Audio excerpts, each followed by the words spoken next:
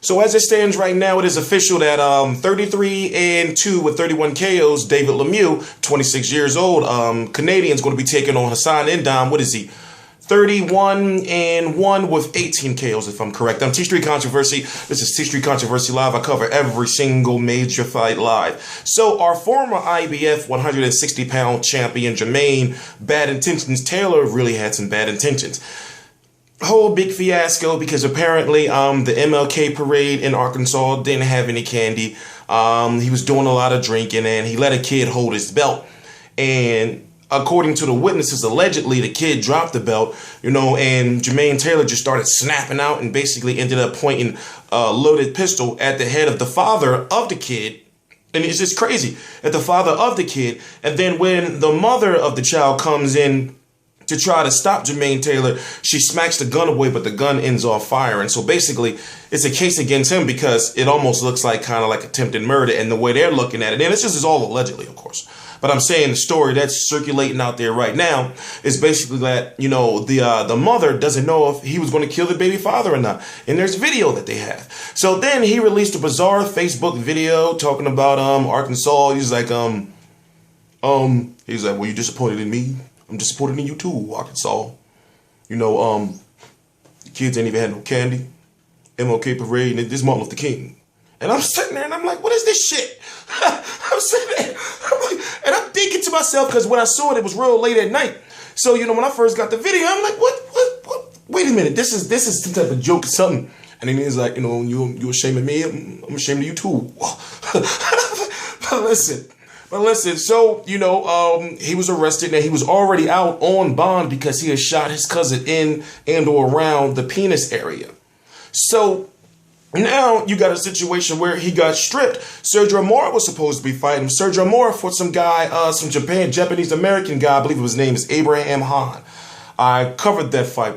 And Sergio Mora basically was supposed to get a title shot, but here's what a lot of people don't know. Sergio Mora was supposed to fight Jermaine Taylor, but Sergio Mora was getting that Al Heyman, that thank you Al Heyman, treatment, because he was only ranked at that point in time number 15 by the IBF. And then when you look at number 2, 3, and 4, let's say, for example, you'll have Hassan N'Dam, Billy Joe Saunders, Felix Sturm, David Lemieux. So Jermaine Taylor and Al Heyman didn't pick none of those guys. What they did was they went right down and said, all right, Sergio Mora, we picking you. Thank you, Al Heyman.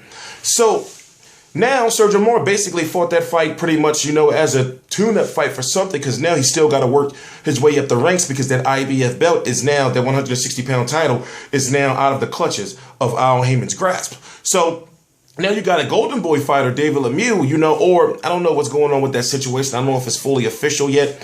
We know that he's supposed to be signing with them, or he has, but they're still working on some things from my understanding. So you have a Golden Boy fighter and David Lemieux, and I forgot who's promoting Ndam. I forgot who's promoting him. But long story short, I look at it like this. David Lemieux, I understand he's this seemingly unstoppable force right now, but Hassan N'Dam, he can box. Now, the only issue I had with him is, even though he wasn't stopped, seeing him knocked all around the ring like that by Peter Quillen was just, I'm talking about he went down to fight like six times, something crazy like that. But still, when he got to his feet, he still continued to box. You could say, this guy has heart. Since then, I believe he's won 5 straight fights. That fight was in 2012 against Peter Quillen, if I'm correct. He fought once in 2013 and then 3 times in 2014. The biggest win of his career at this point in time is against Curtis Stevens, when Curtis Stevens just simply, all for 5'7" of him, could not cut off the ring. Curtis Stevens was a pressure fighter. Curtis Stevens fought Golovkin. And then what did you see? You just saw Ndam just completely outboxing him and literally dancing around the ring on him. But looking at David Lemieux, what do we see with David Lemieux? Now go to his only 2 defeats. 2011, the worst year of his career, his only 2 defeats. Both of them, well, put it this way. He was almost stopped by Joaquin Malcine. And then he was stopped by Marco Antonio Rubio to the point where he will come out, right? And this is a question I had, before the Gabriel Rosado fight. He had come out with all this tenacity, and all in your face and everything. And I'm thinking like this. If you get a boxer that could punch him in the face and give him something to think about so he won't be thinking he can just rush in there on you and do all that bullshit, then you got a very good chance to beat him. I thought that Gabriel Rosado had a chance because if he kept moving. But Rosado didn't have the boxing ability or the punching power to give David Lemieux something to think about.